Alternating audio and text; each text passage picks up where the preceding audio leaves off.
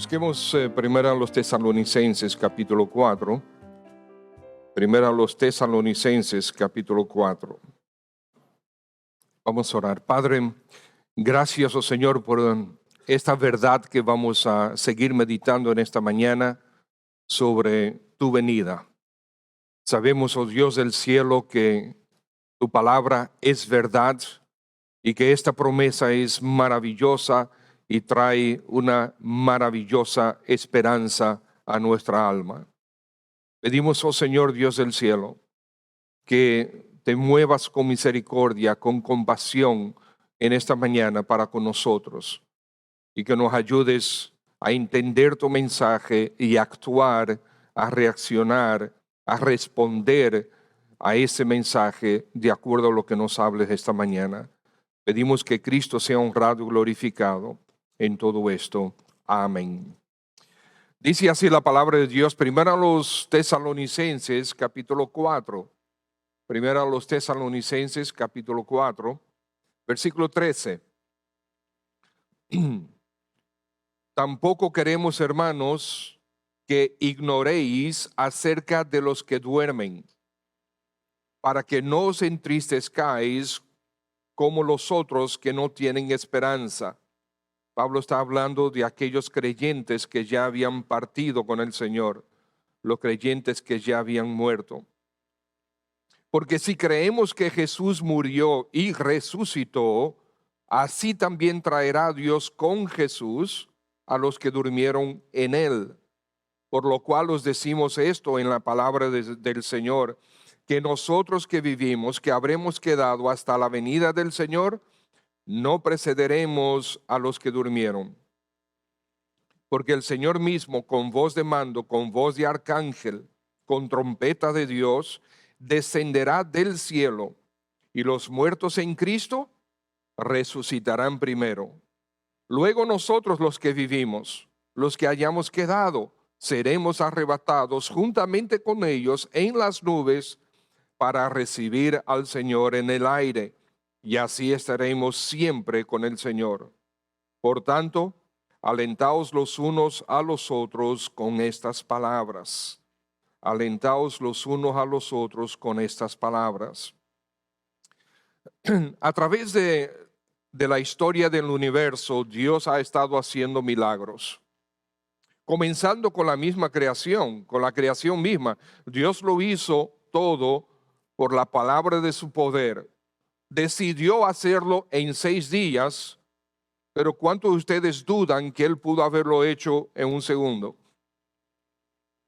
Pero Él decidió hacerlo en 6 días. Comenzando con la misma creación, Dios ha estado haciendo milagros y leemos a través del Antiguo Testamento muchísimos milagros que Dios hizo. Milagros son cosas que el hombre no puede hacer y Dios actúa de manera sobrenatural. Por ejemplo, la división de las lenguas en la Torre de Babel, el diluvio y la consecuente preservación del hombre y de las demás especies. El nacimiento de Isaac, las señales en Egipto, librar al pueblo de la esclavitud, protegerlos durante 40 años en el desierto y después ingresarlos a la tierra prometida. Como dijo un pastor, es un gran milagro que 600 hombres hayan salido de Egipto, 600 hombres murieron en el desierto y 600 hombres entran en la tierra prometida. La conquista del Canaán por medio de Josué, los milagros por medio de los profetas, como por ejemplo Elías y Eliseo. Y entonces llega el Señor Jesús, Dios encarnado. Glorioso milagro. Como el Señor nació de una virgen y resucitó y después ascendió. Y el Señor como convierte el agua en vino. Y eso pareciera un pequeño milagro, convertir el agua en vino. Bueno, ¿pudieras tú crear uvas de la nada? Muchas uvas de la nada, exprimirlas y después el zumo sustituir el agua que había en los cántaros por eso. Es un milagro de la creación, no es un milagro sencillo, no es algo sencillo. Como una vez vi en la televisión un supuesto de esos predicadores que agarra él quería reproducir el milagro del agua en vino, toma un vaso y, con agua y lo vierte en otro sitio, y mientras él vierte, este se está convirtiendo en un líquido de color vino. ¡Wow! ¡Qué milagro! Y la gente lamentablemente los cree a esos falsos. Curar enfermedades, levantar paralíticos, sacar demonios, hacer que los ciegos vean, los sordos oigan, los demonios son sacados, resucitar a los muertos. Todo esto lo hizo el Señor Jesús. Y hoy en día sigue haciendo milagros. Milagros espantosos como salvar a los pecadores. Nosotros que estábamos muertos en nuestros delitos y pecados, Él nos dio vida y nos resucita, por así decir, espiritualmente juntamente con Cristo. La venida de nuestro Señor Jesús es otro milagro.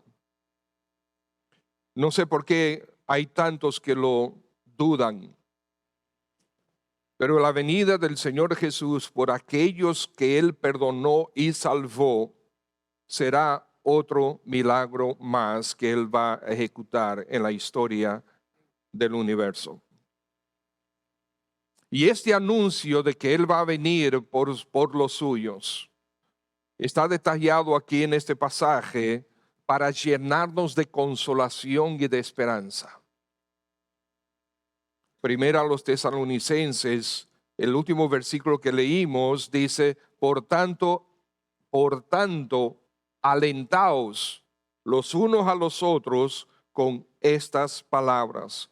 Por tanto, o sea, una razón, un plan, un propósito. Por tanto, como esto se va a dar, alentaos. O sea, aliéntense, den ánimo, transmitan entusiasmo con relación a esta verdad. Debemos estimularnos continuamente, exhortar constantemente y consolarnos sin cesar con relación a la verdad de que Cristo viene por los suyos. Y dice los unos a los otros. Esto debe ser parte de nuestra conversación continua como creyentes. Estar animándonos los unos a los otros y consolándonos y llenándonos de esperanza que a pesar de lo que está sucediendo en este mundo, un día veremos al Señor cara a cara. Con estas palabras, eso significa esta verdad de gran esperanza sobre nuestro encuentro con el Señor Jesús. Todos necesitamos esperanza continua. Y quisiera mostrar en los próximos minutos el glorioso propósito de Dios de redimir las almas y reunir a los redimidos con el Señor Jesús. La venida de Cristo por los suyos es una verdad de insuperable esperanza. Al considerar este pasaje sobre el Señor Jesús tomando para sí a todos los que han creído en su obra, debemos ahora recordar, como dice el apóstol Pedro, que el Señor no retarda su promesa, como algunos la tienen por tardanza, sino que es paciente para con nosotros. Dice, no queriendo que ninguno perezca, sino que todos procedan al arrepentimiento. Hasta los camioneros ponen Cristo viene. Por todos los lados vemos esas dos palabras, Cristo viene. Y algunos se burlan. Tienen tantos años viendo que Cristo viene y Cristo no ha venido. Qué bueno que Cristo no ha venido por ellos. Porque el Señor quiere que ellos vengan al arrepentimiento, que no quiere que ninguno se pierda, sino que todos procedan al arrepentimiento. Eso es lo que está diciendo. El Señor no está retardando su promesa porque sí, sino que quiere que todos procedan al arrepentimiento. Tú que estás aquí esta mañana, este mensaje es para ti, es para nosotros, es para mí. Un mensaje de esperanza. Nosotros no tenemos que seguir viviendo en nuestro pecado con las consecuencias de nuestro pecado. Nosotros no tenemos que enfrentar la eternidad para recibir el castigo de nuestro pecado. En Cristo podemos ser redimidos, en Él tenemos esperanza. Un día Él vendrá a buscarnos. Recuerdo cuando yo aprendí sobre esta doctrina por primera vez, yo no lo podía creer. O sea, ya el hecho de que el Señor me había dado a entender mi pecado y que Él me había salvado por pura gracia, porque Él quiso, no porque yo lo merecía, habiendo entendido que yo sí merezco por mi pecado contra Él ir al infierno. Sin embargo, Él me salvó de pura gracia. Eso para mí era absolutamente increíble. Y al poco tiempo de entregarme a Cristo por su gracia, el hermano Pablo Jols, el misionero fundador de la iglesia, quien me discipuló, me habló también de la venida de Cristo. Y yo, ¿cómo así? No, que Cristo va a venir. Entonces yo comencé a pensar en los pasajes que si Cristo viene porque en esos días había una noticia de que en Brasil había un individuo que se decía el Cristo, y que no sé cuánto en otro sitio también que había otro supuesto Cristo. Y yo estaba confundido, yo tenía 17 años. Y si el Señor viene en Jerusalén, ¿cómo yo voy a ir a Jerusalén a verlo? Yo pensaba estas cosas.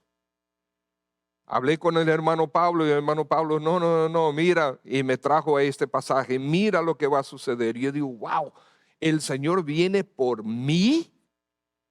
O sea, ya es absolutamente increíble que Él me haya salvado, pero también va a venir, Él va a venir para tomarme a mí, para llevarme consigo.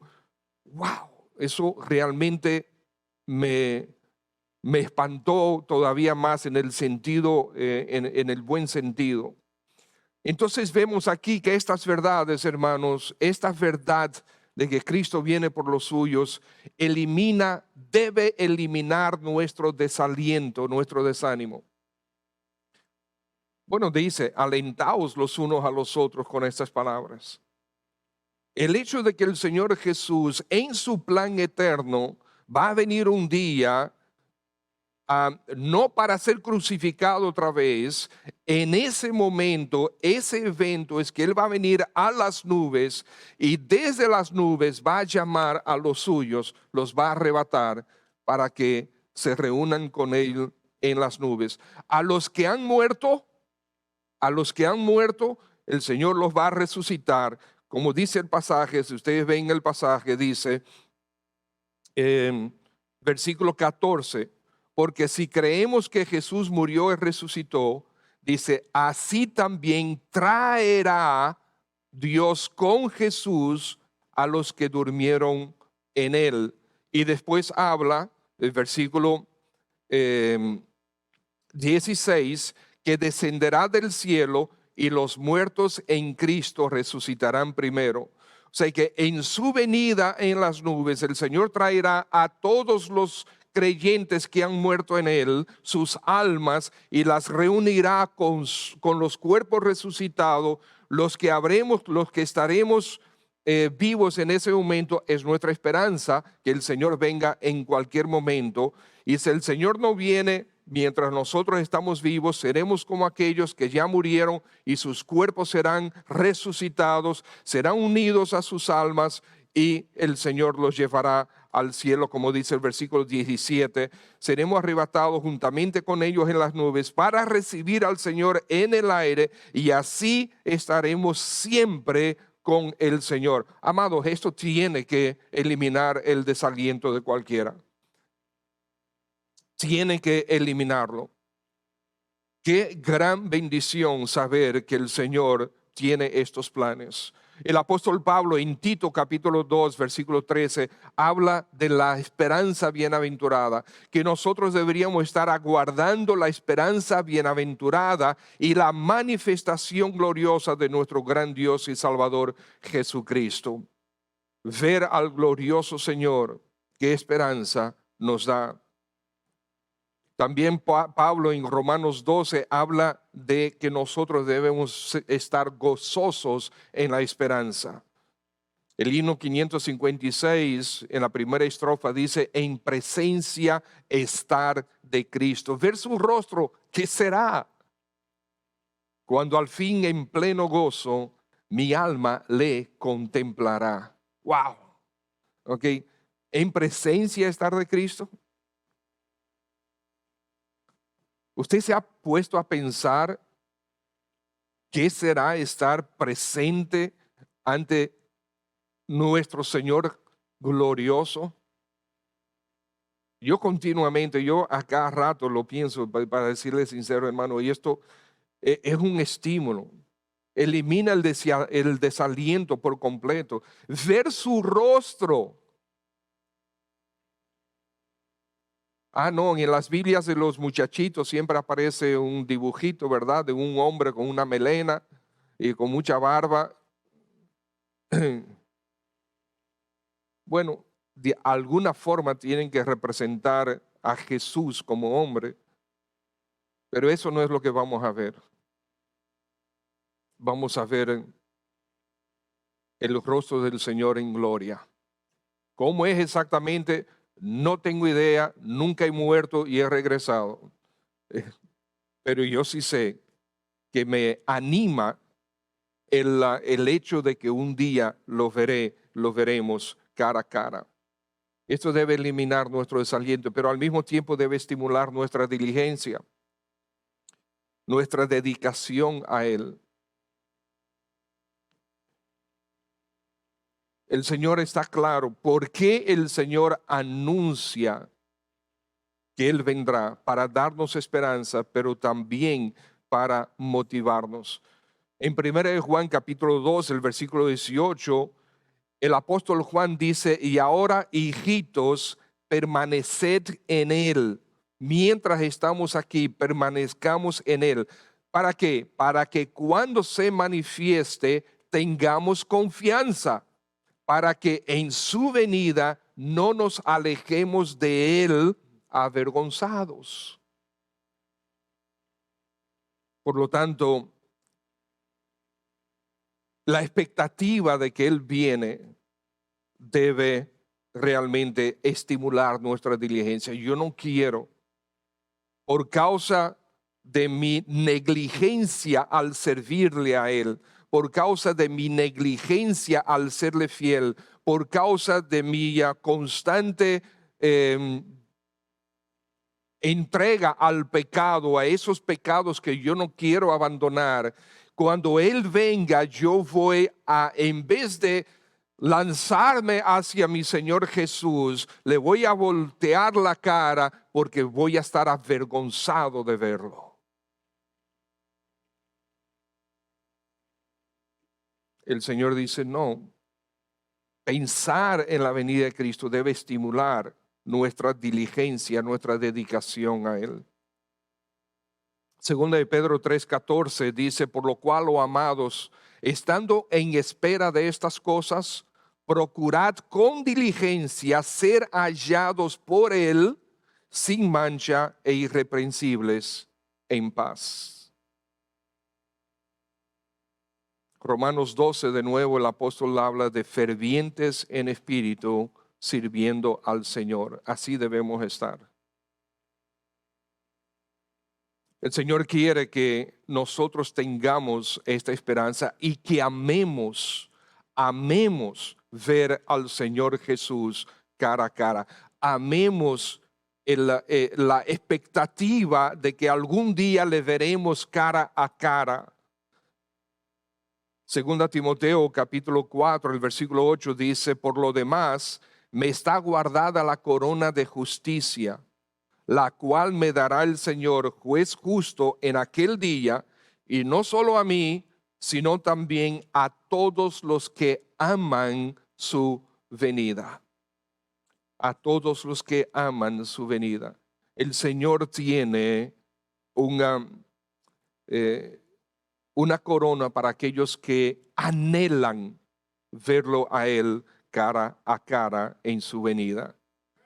Por lo tanto, amados hermanos, sí, esta verdad debería eliminar nuestro desaliento, pero también estimular nuestra dedicación, nuestra diligencia, y finalmente debe enfocar nuestro destino. Miren lo que dice el pasaje. Dice, versículo 16, porque, y después ¿qué dice? Primera Tesalonicenses, capítulo 4, versículo 16, ¿qué dice? Porque el Señor mismo, el Señor no va a enviar a un ángel a buscarnos. El Señor no va a enviar al apóstol Pedro, ni al apóstol Pablo, ni va a juntar a los 12, 13, 14 o 20 apóstoles o lo que sea a buscarnos. Lo va a mandar una guagua voladora a buscarnos en las nubes. No, el Señor mismo, gloria a Dios, Él mismo, con voz de mando, con voz de arcángel y con trompeta de Dios, Él mismo descenderá del cielo y los muertos en Cristo resucitarán primero. Luego nosotros los que vivimos, Pablo estaba en esa expectativa como nosotros de que el Señor va a venir mientras nosotros estamos todavía con vida. Dice, nosotros los que vivimos, los que hayamos quedado, seremos arrebatados juntamente con ¿quién? Con los muertos en Cristo, juntamente con ellos en las nubes para recibir al Señor en el aire, y así estaremos siempre ¿con quién? Con el Señor. Amados hermanos, esta es una esperanza maravillosa. Una esperanza maravillosa. ¿Cuál es nuestro destino? Amados hermanos, no esperemos, no estemos a la expectativa de un evento. No estemos a la expectativa de que yo quiero ir al cielo. No, que yo voy a pasar la eternidad en gloria. Estás desenfocado si estás pensando de esa manera. Yo no espero un evento, yo espero al Señor mismo. ¿Se entiende? ¿Ustedes ven la diferencia? Muy importante, no es el evento. No estés buscando un evento, no estés esperando un evento, estés esperando al mismo Señor. Que tu anhelo, que tu deseo, que tu amor sea el Señor, no un evento. Que tu anhelo no sea el cielo y entonces las calles de oro y las mansiones. Tú estás pensando de manera mundana si piensas así. Es que no importa dónde esté el cielo es donde está Cristo. Sí, yo creo que en algún punto, hasta que el Señor venga a renovar este universo, en algún punto están los creyentes, está el trono de Dios, está el trono de Cristo. En algún punto, de alguna manera, no sabemos cómo es. El Señor solamente dice que está ahí en algún sitio. ¿Cómo? Bueno, son cosas espirituales, no se ven, pero el Señor habla de que están ahí. Las almas son verdad.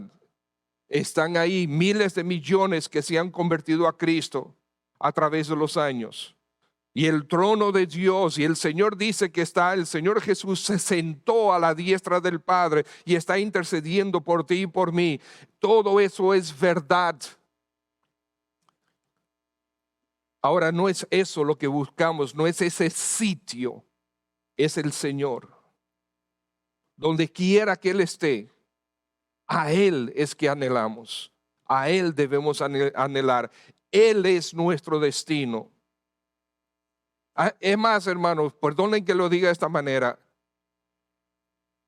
Si el Señor Jesucristo estuviera en el infierno, ese sería el cielo. ¿Me doy a entender? Claro que no es así, pero para que ustedes entiendan, es estar con Cristo verdaderamente nuestro cielo, nuestra gloria. Él es nuestra salvación. Filipenses capítulo 3, el versículo 20-21 dice que nuestra ciudadanía, nosotros como creyentes, está en los cielos, de donde también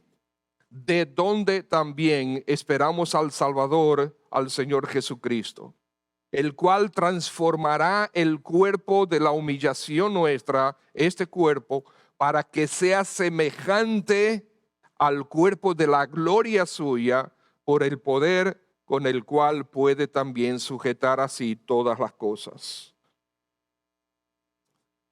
Y estimado amigo que estás aquí presente, este mensaje también es para ti, porque el Señor Jesucristo va a venir a buscar a los suyos,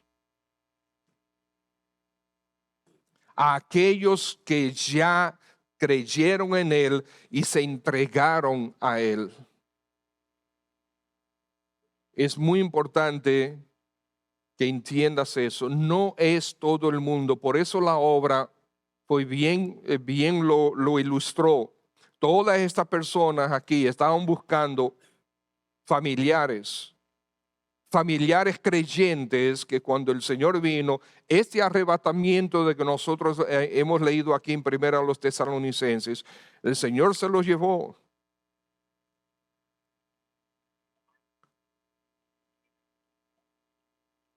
Los demás se quedaron.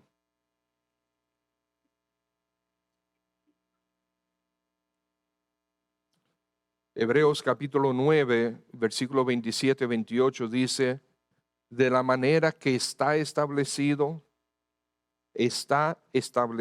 Dios estableció para los hombres que mueran una sola vez, y después de esto el juicio. No hay reencarnaciones. Dios estableció, dice la Escritura, que el hombre muera una sola vez. Y cuando muere y muere en su pecado, viene el juicio. Pero también sigue diciendo, así también Cristo fue ofrecido una sola vez para llevar los pecados de muchos, y aparecerá por segunda vez sin relación con el pecado para salvar a los que le esperan. Entonces, aunque sí está esa noticia, esa mala noticia, óyeme, es una sola vez que vas a morir, no esperes la reencarnación.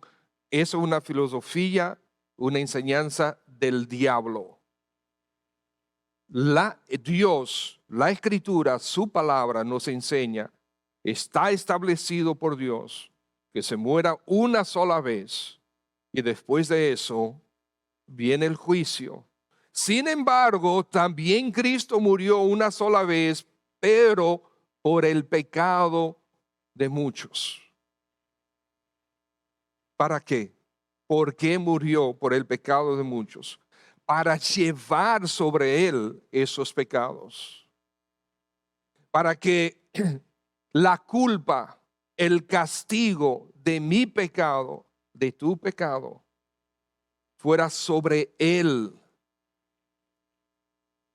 Porque si la paga del pecado es muerte, y tú y yo morimos en nuestro pecado, vamos al infierno para la eternidad.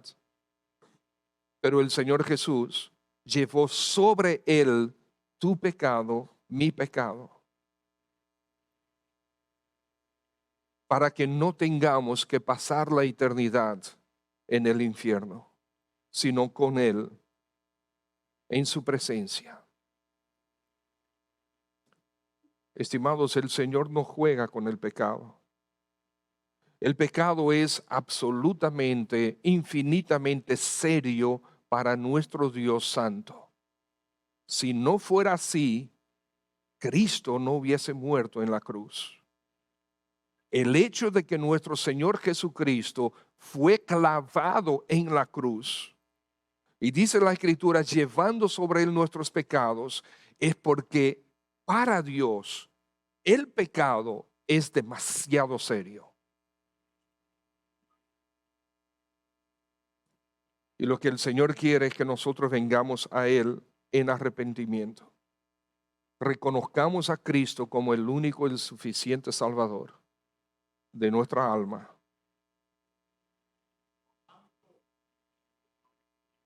El apóstol Juan también dice escribe las palabras del Señor Jesucristo, que el Señor Jesucristo le dirigió a los discípulos ya la última noche. El Señor Jesús le dijo a sus discípulos: no se turbe vuestro corazón, no estén espantados, porque el Señor le había dicho que Él iba a morir. Y le dice: no se turbe vuestro corazón, creéis en Dios, creed también en mí. En la casa de mi Padre hay muchas moradas. Si así no fuera, dijo el Señor Jesús, si así no fuera, yo lo hubiera dicho. Voy pues, dijo el Señor, voy pues a preparar lugar para vosotros. Y si me fuere y os preparar el lugar, vendré otra vez y os tomaré a mí mismo, para que donde yo estoy, vosotros también estéis. ¿Quién? Vosotros, los que han creído, los que han entendido la seriedad de su pecado, la gloria de la cruz, y se han entregado al Señor Jesús para perdón y salvación.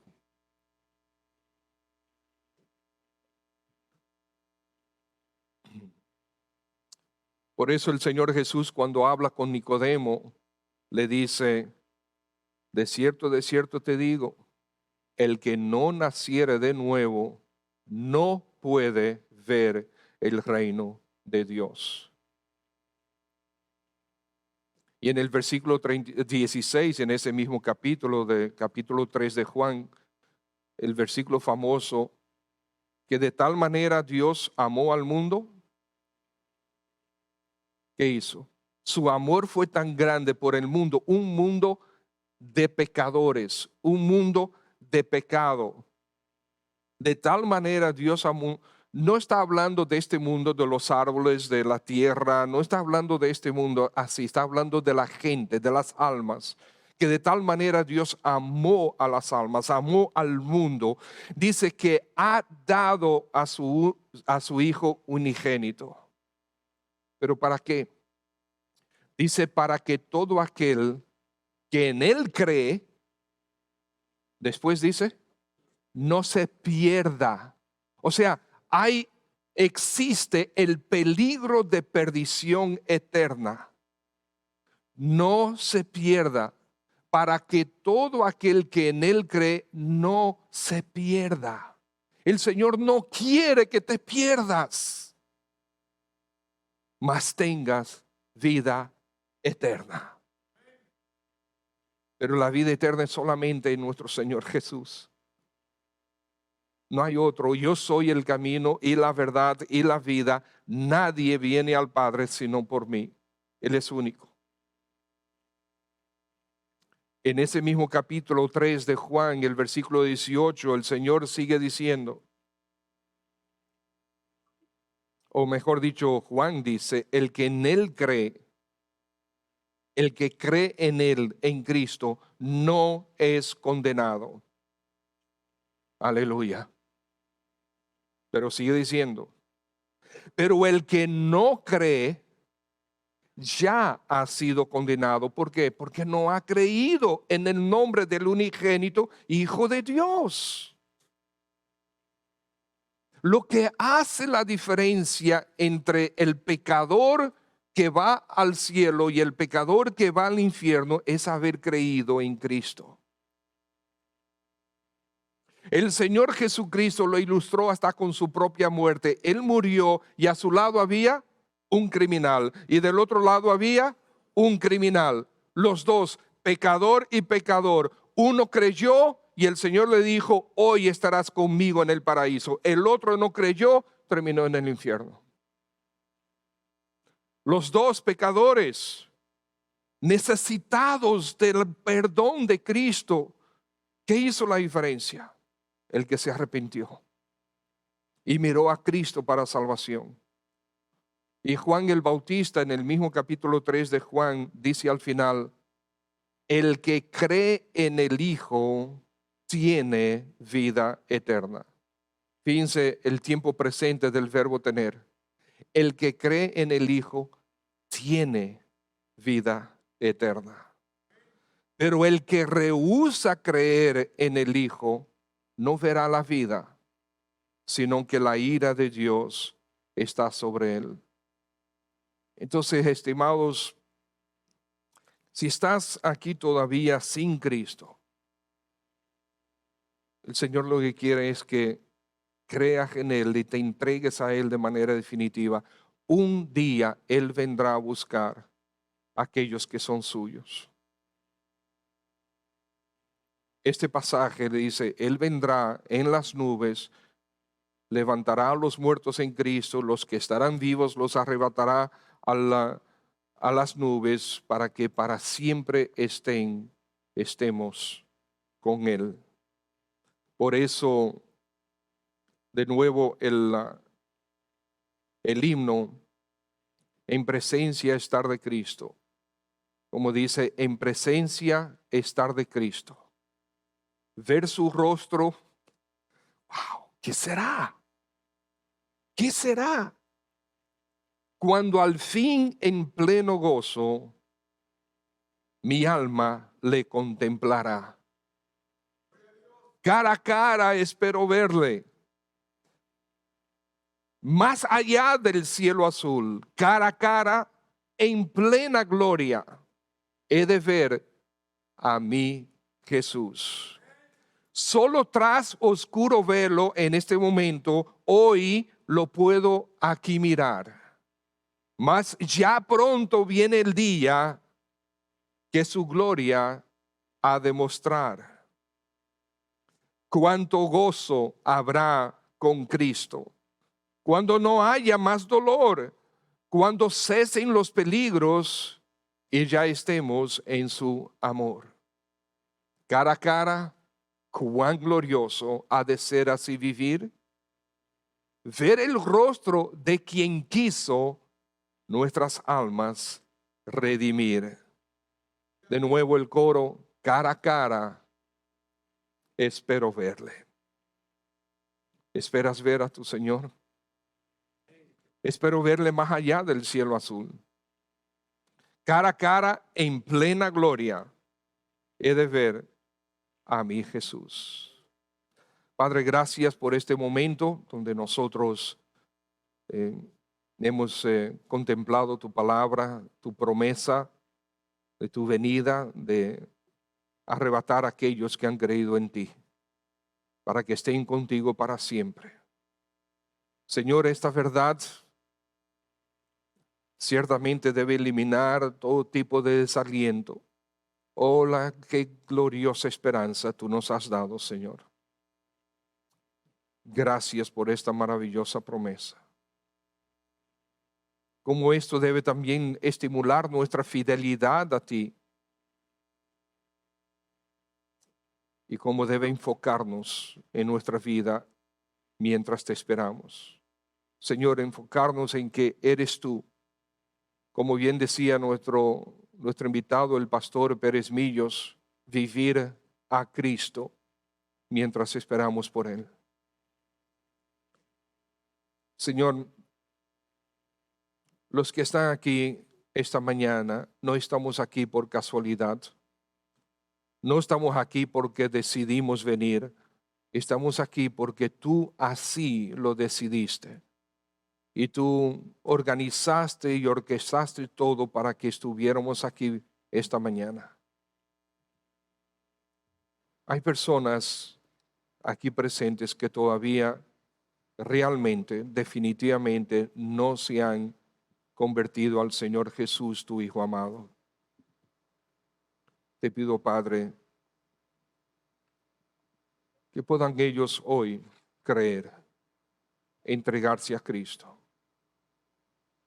para perdón de sus pecados, para transformación de su vida, para gloria de tu nombre, Señor. Si estás aquí esta mañana y quisieras entregarte al Señor Jesucristo, yo quiero orar por ti. No te vamos a avergonzar. Esto es algo personal entre tú y el Señor. Pero yo quisiera que me des la oportunidad de orar por ti. No voy a orar por ti por nombre, voy solamente a mencionarte delante del Señor. El Señor conoce tu corazón, el Señor conoce, sabe quién tú eres. Pero si quieres hoy entregarte al Señor Jesús, quisiera que tú levantes tu mano en este momento mientras todos tienen los ojos cerrados, y quisiera que me des la oportunidad de orar por ti. Hay alguien aquí esta mañana. Si levantas la mano, me estás diciendo que sí, que tú te quieres entregar al Señor Jesús. Ese es lo único que estás haciendo, que sí quieres entregarte al Señor Jesús cuando levantes tu mano. Y yo voy a orar por ti. ¿Hay alguien? Dile al Señor Jesús, sí, yo quiero hoy entregarme a ti. Hoy no quiero quedarme en la venida de Cristo. ¿Hay alguien? Déjame ver tu mano. Amén. Sí, veo tu mano. Amén. Dios te bendiga. Puedes bajar tu mano. ¿Alguien más? ¿Alguien más? Veo tu mano. Sí. Gracias. Dios te bendiga. Levantar tu mano, tú no estás indicando que tú quieres entregarte al Señor Jesús. Queremos orar por ti. Amén. Veo tu mano también. Señor te bendiga. Puedes bajar tu mano. Sí. Amén. ¿Alguien más?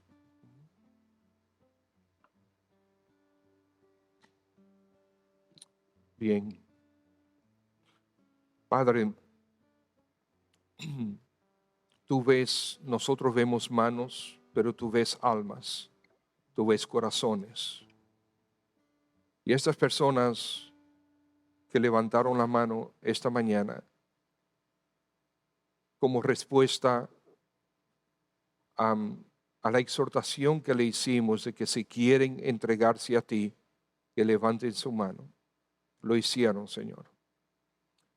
Quiero pedir por ellos. Quiero pedir, Señor, que aclares en su corazón y en su mente que Cristo Jesús es realmente el único y todo suficiente Salvador. Es el único que puede perdonar y salvar. Es aquel que ha prometido venir a buscar a aquellos que se entregan a Él. Señor, ayúdales a comprender y a responder a esta verdad. En este momento, tú que levantaste la mano, ¿por qué no oras en tu corazón? Y dile, Señor Jesús, ciertamente deseo, quiero tu perdón. Deseo y quiero tu salvación, que me perdones y me salves, Señor Jesús. Deseo estar contigo para siempre, eternamente. Gracias por tu promesa de salvar cuando creemos en ti. Gracias por tu promesa de venir a buscar a aquellos que creen en ti. En este momento me entrego a ti, Señor Jesús. En este momento, gracias por ser mi Salvador. Si hiciste esto, si oraste de esta manera, quizás tus propias palabras, esto no hay una una oración cliché que es la que salva. No, el Señor ve el corazón, aquel que cree en su corazón. El Señor no ve una oración, sino ve la respuesta de tu corazón. Pero la oración es el medio que tú expresas lo que tú crees. Si tú te entregaste hoy al Señor, habla con alguien, quizás la persona que te invitó, habla con uno de los pastores, con un hermano, una hermana aquí de la iglesia, y diles que tú te entregaste al Señor para que nos gocemos contigo. ¿Ok? Señor, gracias por tu palabra. Señor, gracias por el Señor Jesús, tu Hijo amado, quien un día vendrá por nosotros. Gracias por esta maravillosa esperanza que nos llena de alegría y de gozo. Nos despierta a una verdad, nos despierta también a una verdadera esperanza. Te encomiendo a todos los presentes, Señor, a tu gracia, a tu misericordia. Ayúdanos a vivir fielmente para ti, para dar ejemplo del Evangelio en este mundo tan perdido. Para gloria de nuestro Señor Jesús. Amén. Señor le bendiga a todos.